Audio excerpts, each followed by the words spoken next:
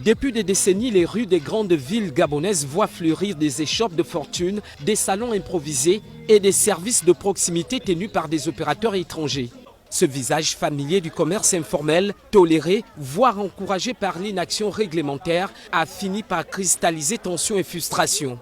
Pour l'exécutif, il est temps de reprendre la main sur ce pan visible et sensible de l'économie quotidienne au nom de l'emploi local et de la souveraineté économique.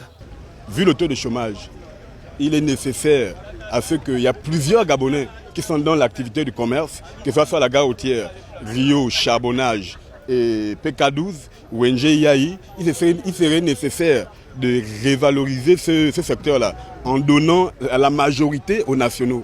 Ça ne voudrait pas dire que les étrangers ne doivent pas vendre, non. Mais si, exemple, dans un marché, il y a 100 places, au moins 80 places aux nationaux.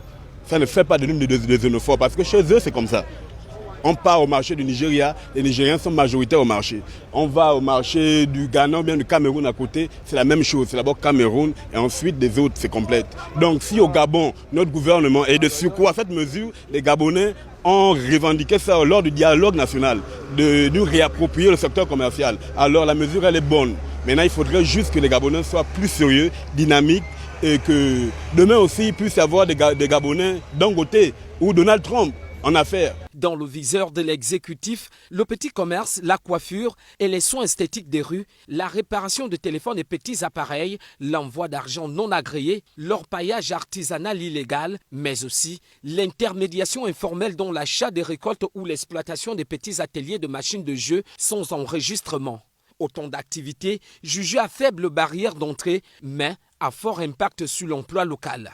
Le gouvernement ne se contente pas d'un coup de menton réglementaire. La mesure sera mise en œuvre de manière progressive avec une période transitoire et l'appui des collectivités locales.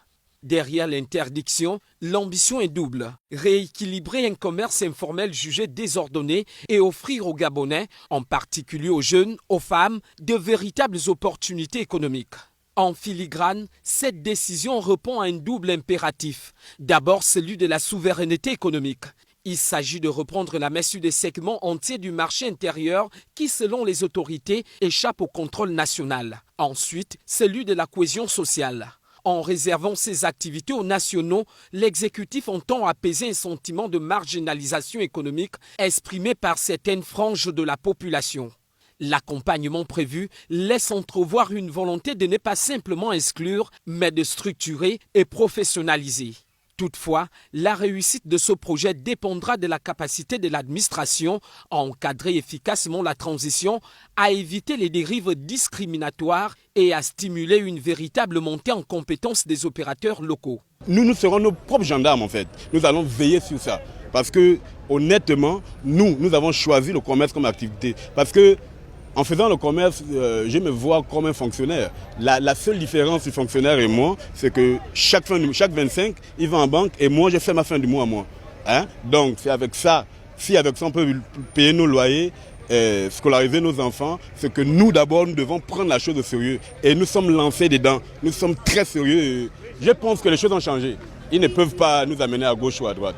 Cette réforme s'inscrit dans un discours plus large sur l'autonomie économique des Gabonais, prôné par le président Brice Clotaire Oligui Nguema. En ciblant le cœur du commerce populaire, le pouvoir envoie un message clair. L'économie de proximité doit devenir un levier d'émancipation nationale et non un espace de concurrence déloyale ou de dérégulation.